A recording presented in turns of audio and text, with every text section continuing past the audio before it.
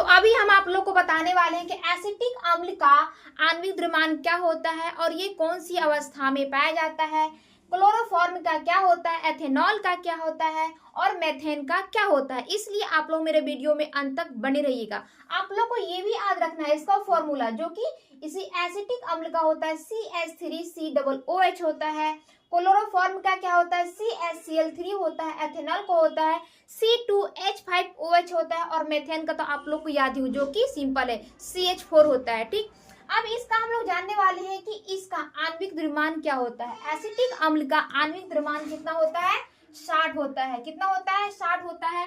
Chloroform का आणविक द्रव्यमान जो होता है 119.5 होता है। ठीक, एथेनॉल का आणविक द्रव्यमान होता है 46 और मेथेन का आणविक द्रव्यमान होता है 16 होता है। अब इतना तो जान गए, लेकिन अब ये जानना है कि ये कौन सी अवस्था में पाया जाता है, ये भी जानना जरूरी है, क्योंकि क्वेश्चन कैसा भी आ सकता है, वो कैसा भी पूछ सकता है, इसीलिए जानना जरूरी है। तो एसिटिक अम्ल जो होती है वो गैस अवस्था में नहीं, वो द्रव्य अवस्था में पाई जाती है। एसिटिक अम्ल क्या होती है, द्रव्य अवस्था में पाई जाती है।